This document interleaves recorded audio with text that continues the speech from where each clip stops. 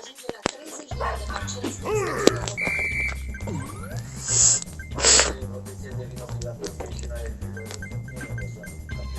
Măsura a fost votată aseară de Comitetul Municipiului București pentru situații de urgență, dar va intra în vigoare în momentul în care va fi trimis în mod oficial către public. Centrul de capitală este primul punct de pe lista autorităților. Comitetul Municipal pentru situații de urgență a votat ca masca de protecție să devină obligatorie pe toate străzile din centrul 2. Oamenii, călătorii trebuie să poarte mască pe zona pedonală, o pot da jos doar în momentul în care se așează la mese la terasă. O altă măsură votată pentru capitală se referă la piețe, târguri și la centrul de expoziție. Pe tot programul acestora, măsurile de protecție vor fi obligatorii atât pentru comercianți cât și pentru clienți.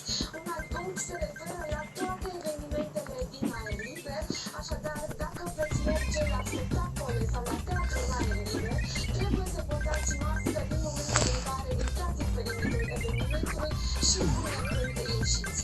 În alt ordine de idei, o altă măsură se referă la toate stațiile de transport în comun, așadar masca devine obligatorie în stațiile de tramvai, de troleibuz, văr și autogol.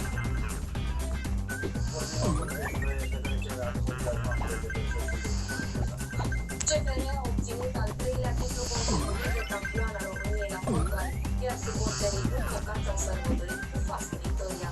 Au făcut parantele, au atins torțe și au cântat și au scaunat până la epuizare.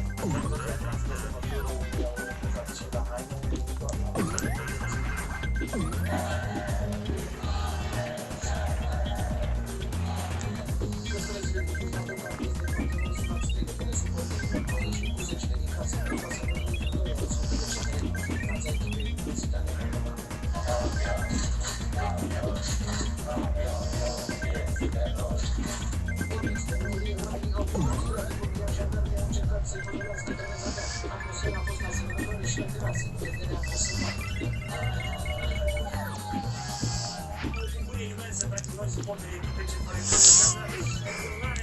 unui an extraordinar. Este cireașă pe tot. Adevărat, la CFR, fantastici! Îi iubesc! Îi iubesc!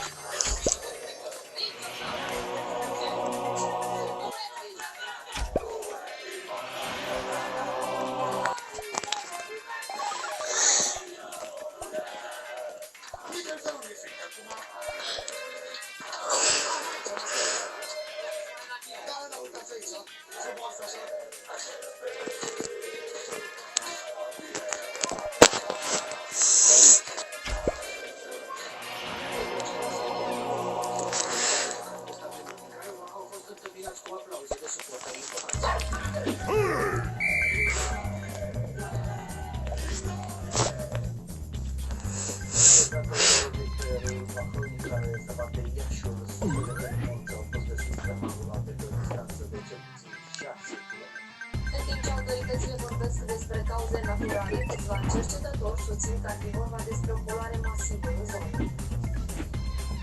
Popozda mierzyli kalorii. Żało się plaka wyglądaty.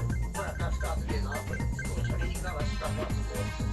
Malu nie był, a poza kobietą nie powoduje też mocy.